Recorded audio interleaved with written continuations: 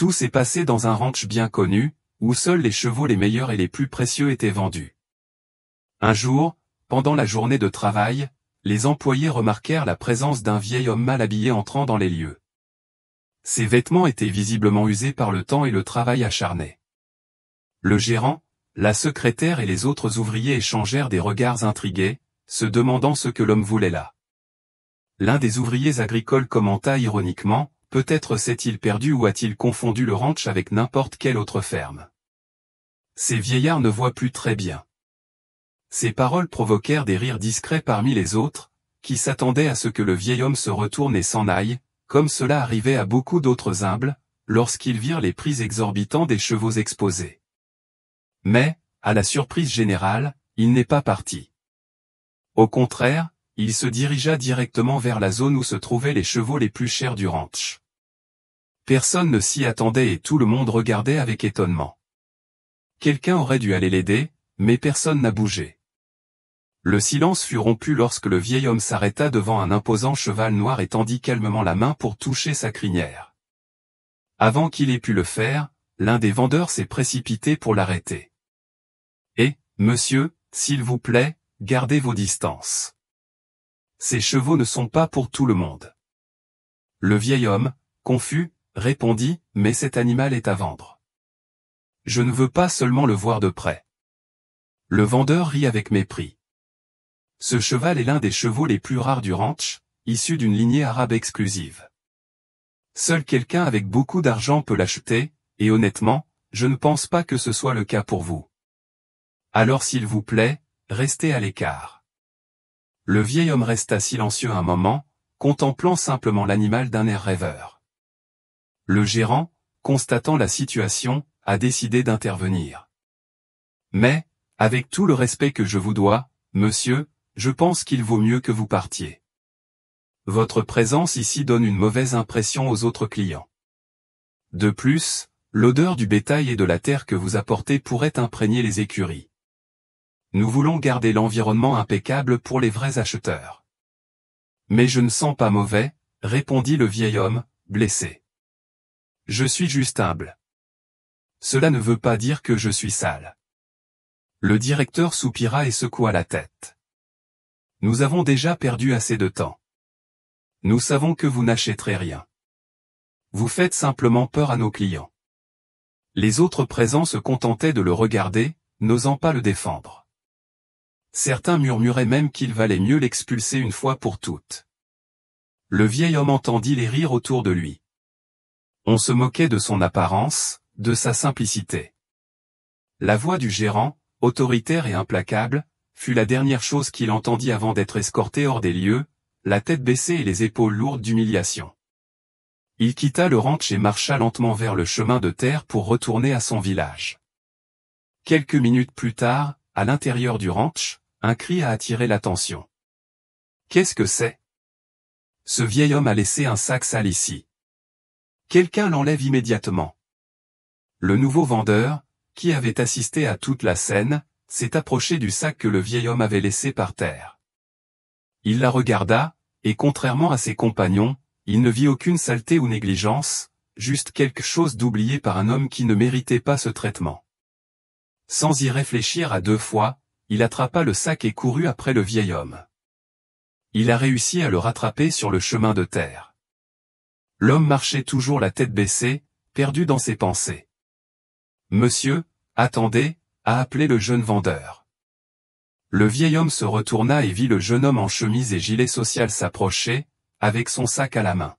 « Oh, mon Dieu, quelle tête j'ai » s'exclama le vieil homme. Dans toute cette confusion, j'ai oublié. « Merci beaucoup, mon garçon. »« De rien » répondit le jeune homme avec une certaine hésitation. Puis, curieusement, il demanda, « Mais dis-moi, pourquoi es-tu entré dans le ranch ?» Le vieil homme soupira, comme si cette question réveillait des souvenirs difficiles. « Parce que je rêvais d'acheter un cheval. » Le vendeur, au fond, doutait, mais se souvenait d'histoires de gens simples, parfois plus riches qu'ils n'y paraissaient. « Pardonnez-moi de vous demander cela, monsieur, je ne voulais pas vous offenser. » Le vieil homme sourit tristement. « Ma femme et moi avons économisé pendant des années pour acheter un cheval. Nous vivons loin et marcher autant pour prendre un moyen de transport a toujours été un sacrifice, mais nous voulions plus que cela. Nous rêvions de rouler ensemble, de découvrir de nouveaux endroits. Mais le temps a passé et les choses sont devenues plus chères, a-t-il déclaré en se forçant à sourire sans grâce. Le jeune homme a écouté attentivement et, ressentant de l'empathie pour le vieil homme, a déclaré « Peut-être que je peux vous aider à trouver un cheval dans les limites de votre budget. » « Non, mon garçon, » répondit le vieil homme. Ma femme ne voulait pas de n'importe quel cheval. Elle rêvait de celui-là. Le vieil homme inspira profondément, ajustant son chapeau usé dans ses mains calleuses, ses yeux marrons fixés sur le chemin de terre qui serpentait devant lui. Le jeune vendeur, Pablo, attendait patiemment, sentant que derrière ce silence il y avait bien plus qu'un simple doute. « Tu sais, mon garçon, » commença don Miguel, sa voix tremblante comme des feuilles au vent. « Ce cheval noir n'est pas seulement un animal pour moi, c'est le rêve de ma vie. » Pablo remarqua comment les doigts du vieil homme pressaient nerveusement le bord de son chapeau, comme s'il cherchait de la force dans les souvenirs qu'il s'apprêtait à partager. Isabella, ma femme, a toujours eu un lien particulier avec les chevaux, depuis qu'elle était enfant. Nous nous sommes rencontrés dans une foire à Valence il y a 40 ans. Elle admirait les chevaux d'une exposition et ses yeux. Ah, ses yeux brillaient comme des étoiles. Don Miguel sourit, momentanément perdu dans ce lointain souvenir. Nous nous sommes promis qu'un jour nous aurions notre propre cheval. Pas n'importe lequel, mais un cheval digne de porter nos rêves. Le vieil homme fit une pause, déglutit. Pablo remarqua que ses mains tremblaient légèrement. Pendant des années, nous avons économisé chaque centime. Isabella cousait dehors, je faisais du travail supplémentaire le week-end. Nous avions une petite boîte spéciale, décorée de coupures de magazines équestres, nos économies de rêve, comme elle l'appelait. Sa voix se brisa au dernier mot. Et ont-ils réussi à en rassembler suffisamment ? Demanda doucement Pablo, craignant la réponse qu'il imaginait déjà. Don Miguel rit amèrement. Oui, nous l'avons fait. Il y a 6 mois, nous avons enfin eu l'argent. Il leva les yeux vers le ciel, comme s'il cherchait de la force. Le jour même où nous avons compté le dernier peso, Isabella a commencé à cracher du sang. Le silence qui suivit fut lourd comme du plomb. Cancer du poumon, disaient les médecins, à un stade avancé. Nous avons tout essayé, chimiothérapie, radiothérapie, médicaments expérimentaux. Chaque traitement coûte une fortune. Mais quelle est l'importance de l'argent dans la vie de ceux que nous aimons ? Pablo sentit une boule dans sa gorge en voyant une larme solitaire couler sur le visage ridé du vieil homme. Hier soir, continua don Miguel, sa voix à peine au-dessus d'un murmure. Isabella m'a pris la main et m'a fait promettre quelque chose. Miguel, m'a-t-elle dit avant de partir, je veux sentir le vent sur mon visage une dernière fois, chevauchant ce cheval noir que nous avons toujours rêvé d'avoir. Le vieil homme sortit alors de sa poche une photographie jaunie. Dans celui-ci, une jeune femme souriait à côté d'un cheval, les yeux pleins de joie. Et voici Isabella, il y a 40 ans, a déclaré don Miguel. Et celui-là. Il montra le cheval noir dans l'écurie, visible même de loin. Celui-là est identique à celui de la photo. Pablo regarda la photo, puis le cheval et revint à don Miguel, commençant à comprendre la véritable dimension de cette histoire. Ce qui semblait n'être qu'un vieil homme échevelé dans l'écurie était en réalité un homme portant le poids d'une promesse d'amour qui s'étalait sur des décennies. Combien de temps ? Pablo hésita, ne sachant pas comment formuler la question. 3 semaines au maximum, répondit don Miguel, comprenant la question non posée. Et je voulais juste. Sa voix se brisa finalement, incapable de continuer. Pablo sentit son cœur. Ce n'était pas seulement une histoire de cheval. C'était une histoire d'amour, de sacrifice et de désir désespéré de réaliser un dernier rêve avant que le temps ne soit complètement écoulé.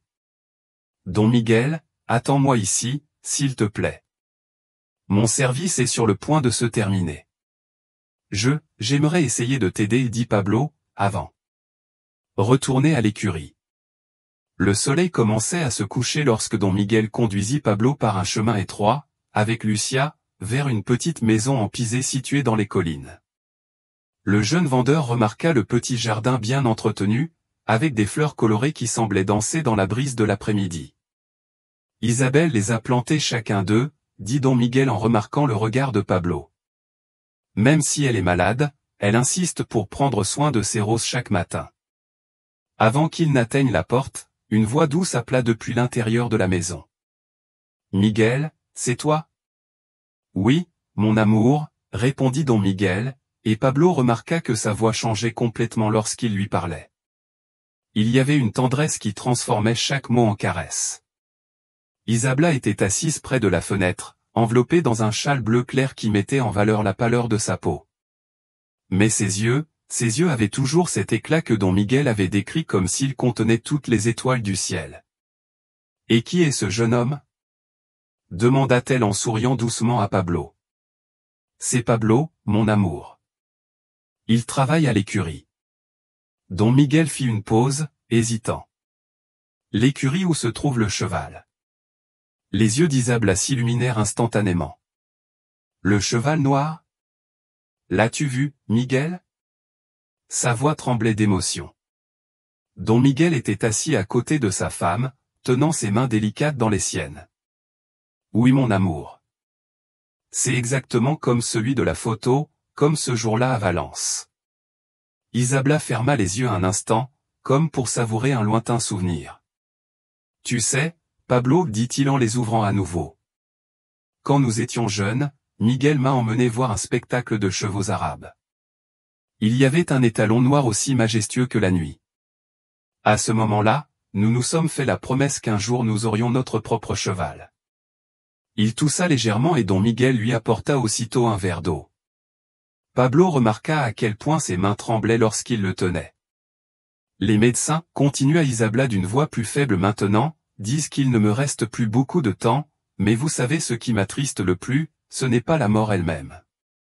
C'est laisser notre rêve incomplet. » Mon amour, s'il te plaît, commença Don Miguel, mais Isabella l'interrompit gentiment.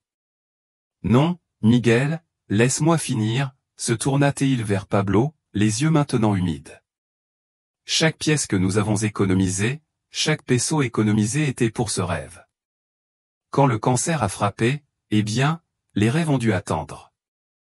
Mais tu sais ce que j'ai découvert, Pablo, que parfois les rêves sont la seule chose qui nous reste. Pablo sentit sa gorge se serrer lorsqu'Isabella sortit un petit carnet usé de sous son châle. « Écoute, dit-il en l'ouvrant. À l'intérieur se trouvaient des dessins, des dizaines, tous représentant des chevaux noirs. Il en dessinait un chaque jour. C'est ma façon de garder le rêve vivant. » Il tourna la page la plus récente. C'est exactement comme le cheval dans l'écurie, non? Le dessin était impressionnant dans ses détails. La posture, les cheveux flottants, les yeux fiers. Pablo a immédiatement reconnu l'animal. Isabella, murmura Don Miguel. Nous devons nous reposer maintenant. Elle hocha la tête, mais avant que Pablo ne parte, elle lui prit la main. Promets-tu de me rendre visite à nouveau? J'aimerais en savoir plus sur le cheval. Pablo sentit le poids de cette demande. Ce n'était pas seulement une visite qu'elle demandait, c'était un lien avec son rêve non réalisé. Je le promets, Doña Isabella, répondit-il, estimant que cette promesse signifiait bien plus que de simples mots. En s'éloignant de la maison, Pablo pouvait entendre la voix d'Isabella résonner dans la nuit, mêlée aux douces paroles de réconfort de Don Miguel. C'est alors qu'il a pris une décision qui allait changer non seulement sa vie, mais aussi celle de toutes les personnes impliquées dans cette histoire. Pablo n'a pas pu dormir cette nuit-là. Dans son petit appartement à la périphérie de la ville, assis à la table de la cuisine avec une tasse de café froid à la main, ses pensées revenaient sans cesse à cette simple maison située dans les collines, au carnet de croquis d'Isabella et au majestueux cheval noir qui comptait tant pour ce couple. L'horloge sur le mur indiquait 3 heures du matin alors qu'il se levait pour la 10e fois pour se promener dans l'appartement. Sur le mur de sa chambre, il y avait une photo encadrée, lui, à 12 ans, montant à cheval avec son grand-père. Ce souvenir le frappa comme une vague. Les chevaux sont plus que des animaux, disait Pablo, son grand-père. Ce sont des gardiens de rêve. Gardiens des rêves. Les mots résonnaient dans son esprit alors qu'il pensait au cheval noir dans l'écurie. 200 000 pesos, c'était le prix de l'animal. Pablo ouvrit son livret d'épargne. Il en avait collecté 70 000 au cours des 2 dernières années, rêvant d'acheter sa propre voiture. Mon Dieu, s'exclama-t-il en passant ses mains sur son visage. À l'écurie, 3 chevaux s'étaient vendus à des prix beaucoup plus élevés cette seule semaine. Les gens entraient, choisissaient, payaient et repartaient comme s'ils achetaient du pain à la boulangerie. Mais pour Don Miguel et Isabela, ce cheval en particulier représentait une vie de rêve. Pablo a pris le cahier où il notait les ventes de l'écurie. En tant que vendeur, je recevais une commission de 5% pour chaque vente. S'il pouvait vendre le cheval noir au prix normal. Non, murmura-t-il pour lui-même. Il doit y avoir un autre moyen. Il se leva brusquement et se dirigea vers son bureau, où il conservait les contrats et documents de l'écurie. Parmi eux, il a retrouvé une vieille photo du lieu prise lors de son inauguration. Sur l'image, Don Eduardo, l'actuel propriétaire, un jeune homme souriant à côté de son cheval premier prix. Pablo a pris son téléphone. Il était presque 4 heures du matin, mais je savais que Don Eduardo arrivait toujours à l'écurie avant l'aube. En moins d'1 heure, je pourrais lui parler en personne. Pendant qu'il s'habillait, ses yeux tombèrent sur le dessin qu'Isabela avait fait du cheval. Avant de partir, elle a insisté pour lui en remettre un exemplaire, affirmant que certains rêves doivent être partagés pour devenir réalité. Et quelques rêves, murmura Pablo en mettant le dessin dans la poche de sa chemise. Ils ont besoin d'un miracle. Il ferma l'appartement à clé et descendit rapidement les escaliers. Le ciel était encore sombre, mais à l'horizon, les premiers signes de l'aube commençaient à apparaître. Alors qu'il se dirigeait vers l'écurie, Pablo savait qu'il était sur le point de faire quelque chose qui pourrait lui coûter son travail. Mais l'image d'Isabela, assise près de la fenêtre, dessinant des chevaux qu'elle ne pourra jamais monter, pesait plus sur sa conscience que n'importe quelle conséquence professionnelle. Parfois, il répétait les paroles qu'il avait entendues d'Isabela. Les rêves sont tout ce qui nous reste. Et avec cette certitude dans le cœur, Pablo accéléra le pas vers l'écurie, où il savait qu'il retrouverait Don Eduardo et où peut-être il pourrait transformer un rêve de 40 ans en réalité. La lumière dorée de l'aube baignait le bureau de l'écurie lorsque Pablo trouva Don Eduardo, nourrissant son vieux cheval blanc, Relampago. Le propriétaire, un homme d'une 60aine d'années aux cheveux gris et au regard perçant, haussa les sourcils à la vue de son jeune vendeur à cette heure-là. « Qu'est-ce qui ne va pas, Pablo ?» demanda Don Eduardo. « J'ai commencé, Don Eduardo, d'une voix tremblante. Je dois te raconter une histoire. » Pendant les 20 minutes suivantes, Pablo a raconté la rencontre avec Don Miguel, l'histoire d'amour de 40 ans, la maladie d'Isabela et le rêve du cheval noir. Tout en parlant, il sortit de sa poche le dessin qu'Isabela avait fait. Don Eduardo a pris le dessin avec soin, ses yeux s'écarquillant de surprise lorsqu'il a reconnu les lignes précises de l'animal. « Ce dessin, » dit-il en regardant Pablo. Elle n'a jamais vu le cheval en personne. « Non, Seigneur, seulement dans les souvenirs d'il y a 40 ans. » Le propriétaire se dirigea vers une vieille photo accrochée au mur, la même que celle que Pablo avait vue dans son bureau la nuit précédente. « Regarde ça, Pablo, » dit-il en désignant la photo jaunie. Sur l'image, un cheval noir identique à l'actuel était monté par un jeune Don Eduardo. C'était Sombra, mon premier vrai cheval. Avec lui, j'ai appris la vraie valeur d'un animal comme celui-ci. Il s'arrêta, les yeux perdus dans la photographie. Sais-tu pourquoi je garde cette stabilité, Pablo? Le cheval noir que nous avons aujourd'hui est le fils de Sombra. Le cœur de Pablo s'emballa. Don Eduardo a poursuivi, il y a 40 ans, j'ai fait une présentation à Valence avec Sombra. C'était ma première exposition importante. Il reprit le dessin d'Isabela, et maintenant ce dessin, ce souvenir très vif. Don Eduardo, je ne sais pas. Pablo, n'en dis pas plus. Le propriétaire a pris son chapeau et les clés de son camion. Allons chercher le cheval. Nous avons une visite à faire. 1 heure plus tard, le camion de Don Eduardo, avec la remorque transportant le majestueux cheval noir, s'est arrêté devant la maison de Don Miguel. Le soleil était déjà haut et les roses du jardin d'Isabla brillaient de rosée matinale. Don Miguel est sorti lorsqu'il a entendu le bruit, ses yeux s'écarquillant d'étonnement en reconnaissant la caravane. Isabla apparut à la fenêtre, ses mains tremblantes couvrant sa bouche de surprise. Don Miguel, Don Eduardo. Il s'approcha et lui tendit la main. Je suis Eduardo Montoya, propriétaire de l'écurie. Seigneur, Très désolé. Il n'y a rien à pardonner, l'interrompit poliment Don Eduardo en désignant ensuite la caravane. Ce cheval est spécial. C'est le fils de son bras, mon premier cheval, celui que sa femme a vu à Valence il y a 40 ans. Isabla, qui était maintenant à la porte, appuyée sur Don Miguel, poussa un petit sanglot. Certains chevaux, continua Don Eduardo d'une voix brisée, ne sont pas faits pour être vendus. Ils sont faits pour réaliser des rêves. Il remit les rênes du cheval noir à Don Miguel. Maintenant, c'est le vôtre, un cadeau au nom de l'amour qui a gardé ce rêve vivant pendant si longtemps. Le cheval noir hennissait doucement, comme pour sceller ce moment. Isabla, les larmes aux yeux, s'approcha lentement de l'animal, tendant une main tremblante pour toucher sa crinière. « C'est magnifique, murmura-t-elle. Exactement comme dans mes rêves. » Pablo regardait la scène, sentant ses propres larmes couler. Don Eduardo lui posa la main sur l'épaule.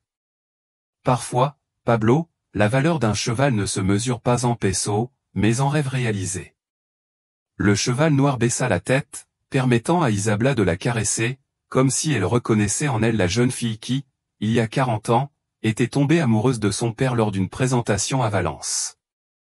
Le soleil de l'après-midi peignait le ciel dans des tons de rose et d'or tandis que Don Miguel ajustait la selle du cheval noir. Isabla, vêtue d'une robe bleu clair assortie au ciel, observait chaque mouvement avec des yeux brillants d'attente. « Es-tu prêt, mon amour ?» demanda Don Miguel en tendant la main vers sa femme. Isabla hocha la tête, son visage illuminé par un sourire qui semblait avoir effacé des décennies de son visage. Pablo et Don Eduardo sont restés proches, prêts à aider si nécessaire, mais laissant suffisamment d'espace pour que le couple puisse profiter de son moment. Avec une infinie délicatesse, Don Miguel aida Isabelle à monter le cheval noir, comme s'il comprenait l'importance du moment. Il resta complètement immobile quand Isabla s'installa enfin en selle, les mains tremblantes alors qu'elle tenait les rênes. Une larme solitaire coula sur sa joue. « 40 ans, murmura-t-il en caressant la crinière de l'animal. 40 ans que j'attends ce moment. Don Miguel monta derrière elle, l'entourant de ses bras de manière protectrice tout en tenant les rênes. Le cheval commença à se déplacer doucement dans le champ derrière la maison, ses sabots marquant un rythme serein sur la terre. Plus vite, demanda Miguel à Isabla, la voix pleine d'émotion. Je veux sentir le vent. Don Miguel desserra légèrement les rênes et le cheval, comme s'il comprenait la demande, accéléra le pas. Le vent commença à souffler plus fort, faisant flotter la robe d'Isabla comme des ailes bleues. Son rire, limpide et pur comme l'eau de source, résonnait à travers le terrain. Écoute, Miguel, s'est-il exclamé en écartant les bras. Nous volons. Pablo remarqua que Don Eduardo s'essuyait discrètement les yeux avec un mouchoir. Le propriétaire de la race a murmuré quelque chose à propos du cheval ayant trouvé sa véritable maison. Le soleil poursuit sa course vers l'horizon, baignant la scène d'une lumière dorée, presque magique. Isabla et Don Miguel chevauchaient en cercle toujours plus large, comme s'ils voulaient embrasser le monde entier de leur bonheur. Le cheval noir, majestueux dans tous ses mouvements, semblait danser sous eux. Lorsqu'ils s'arrêtèrent finalement, le visage d'Isabla était rouge d'excitation. Ses yeux brillaient comme des étoiles. Don Miguel l'aida à descendre de cheval et Isabla serra immédiatement l'encolure du cheval. « Merci » murmura-t-il à l'animal, qui répondit par un doux hennissement.